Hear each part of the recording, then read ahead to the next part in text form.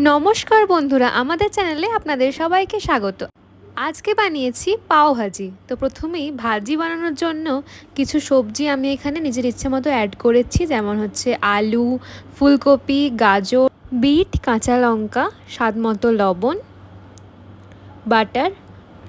এরপর পর্যাপ্ত পরিমাণে জল দিয়ে প্রেসার কুকারে খুব ভালোভাবে সেদ্ধ করে নেব। আর পাশাপাশি কড়াই অল্প পরিমাণে বাটার আর সাদা তেল দিয়ে তার মধ্যে পেঁয়াজ কুচি, ক্যাপসিকাম কুচি দিয়ে একটুখানি নাড়াচাড়া করে নেব। তার মধ্যে দিয়ে দেবো আদা পেস্ট, কুচি করে রাখা রসুন, টমেটো কুচি, স্বাদ মতো লবণ দিয়ে কিছুক্ষণ ঢাকা দিয়ে রাখবো যতক্ষণ না টমেটো আর ক্যাপসিকাম আর পেঁয়াজটা একটুখানি নরম হয়ে আসছে। দিয়ে দিলাম কাঁচা লঙ্কা কুচি, অল্প একটুখানি জিরে, হলুদ গুঁড়ো, লাল লঙ্কার গুঁড়ো আর পাওভাজির মশলা দিয়ে একটু নেড়েচেড়ে নেব। এরপরে এখানে আমার সবজিগুলো খুব ভালোভাবে সেদ্ধ হয়ে গেছে। এরপরে একটা স্ম্যাশার দিয়ে খুব ভালোভাবে আমি এগুলোকে ম্যাশ করে দেব।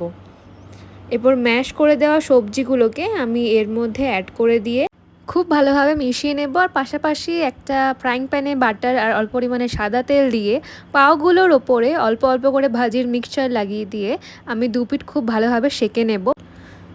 ভাজিটাও অলমোস্ট রেডি হয়ে গেছে। এর মধ্যে পর্যাপ্ত পরিমাণে জল দিয়ে ওপর থেকে ধনেপাতা কুচি অ্যাড করে দেবো আর একটুখানি লেবুর রস ছড়িয়ে দিলেই রেডি হয়ে গেছে আমাদের পাও ভাজি। এরপর সব কিছু খুব ভালোভাবে সার্ভ করে দিচ্ছি আর ওপর থেকে ছড়িয়ে দিচ্ছি ধনেপাতা কুচি আর একটুখানি বাটার। রেডি হয়ে গেছে পাও ভাজি। বাড়িতে অবশ্যই একবার এই ইজি রেসিপিটা ট্রাই করবেন। ধন্যবাদ।